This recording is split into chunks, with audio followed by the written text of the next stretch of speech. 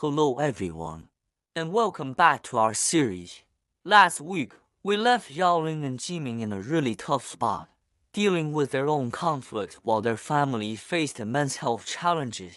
Today, in episode 2, we're diving into a night that pushes everyone to their breaking point, a night where everything seems to fall apart. The episode opened with a frantic phone call. Xiaoling's heart drops as she learns her father had been rushed to the emergency room. The chemotherapy, their best hope, has triggered severe, life-threatening complications. She races to the hospital with her mind a blur of fear and panic. The sterile, white hallways of the hospital feel cold and suffocating, a stark contrast to the warmth of her family home. She finds her father in a hospital bed, looking frail and weak, connected to a maze of tubes and monitors. Her mother is already there, her face etched with worry and exhaustion. The doctor delivers the news with clinical precision. It's a critical situation, and the next few hours will be crucial. For Xiaoling, the world outside the hospital room ceases to exist. She has glued to her father's bedside, her life shrinking to the rhythmic beeping of the heart monitor. She holds his hand, whispering words of encouragement, trying to pour her own strength into him, but the weight of it all is crushing. During the day, she is a dedicated professional, trying to keep up with her demanding job. She takes calls in hushed tones in the hospital corridor, answers urgent emails from a cramped chair in the waiting room, and puts on a brave face for her colleagues. But at night, the facade crumbles. The emotional toll is immense. Every time a nurse checks the monitors, her heart leaps into her throat. Sleep becomes a luxury she can't afford, replaced by a constant, gnawing anxiety. She is running on fumes, physically and emotionally drained, caught in a relentless cycle of work, worry, and waiting. Meanwhile, Jieming is facing his own battle at home. He is desperate to be by Xiaoling's side, to hold her and tell her everything will be okay. He knows she is suffering, and his absence feels like a betrayal. But he is also his father's primary caregiver. His dad is still in the early stages of recovery from his own health crisis, needing constant attention and support. Jieming is torn. He is juggling his father's medication schedules, preparing special meals, and helping him with daily tasks. Every phone call with Xiaoling is filled with a painful mix of love and helplessness. He listens to the exhaustion in her voice, feels her fear through the phone, and hates that he can't physically be there to share her burden. He feels like he is failing both the most important people in his life, his wife and his father. He is stretched thin, caught between two duties, two loves, and two worlds of pain. Back at the hospital, the tension is unbearable. In a moment of sheer desperation and grief, Xiaoling's mother finally snaps. Seeing her daughter so worn out and alone, she channels all her fear and anger towards the one person who isn't either. Jieming.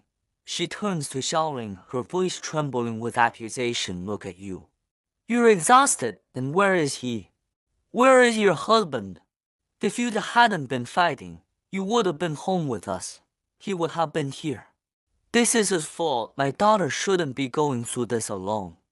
The words hit Xiaoling like a physical blow.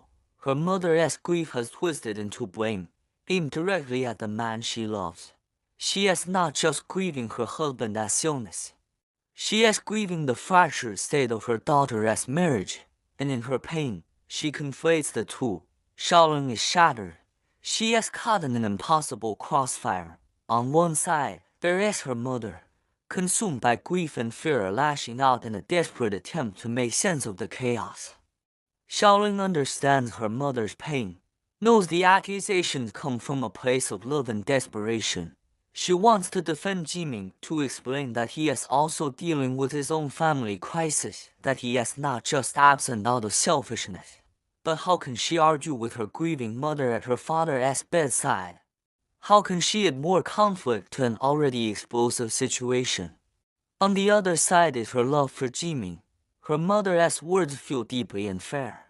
She knows Jieming is suffering too, torn by his own responsibilities. Defending him feels like a betrayal of her mother's pain, but staying silent feels like a betrayal of her husband.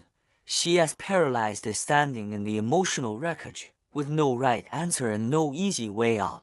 The two most important women in her life are at odds, and she is trapped in the middle, her own grief momentarily eclipsed by this new, agonizing conflict. Just when the atmosphere feels impossibly heavy, when Xiaoling feels completely isolated and on the verge of collapse, the door to the hospital room quietly swings open. Jieming is standing there. He looks tired, his eyes are heavy with worry. But he is there. He didn't call. He didn't announce his arrival. He just showed up. The argument with Xiaoling's mother hangs in the air, but his presence cuts through the tension like a silent promise. He managed to arrange for a neighbor to look after his father for a few hours, just so he could be with her. His arrival is an unspoken act of love, a clear message: you are not alone. We are in this together. In his hands, he is holding a small thermos and a single, elegant bouquet of flowers. He walks over to Xiaoling, his eyes communicating everything he can't say out loud. He opens the thermos, and the warm, comforting aroma of homemade congee fills the cold hospital room. It is a simple gesture, but it is packed with meaning. It is nourishment. It is care. It is a piece of home in the sterile, frightening place.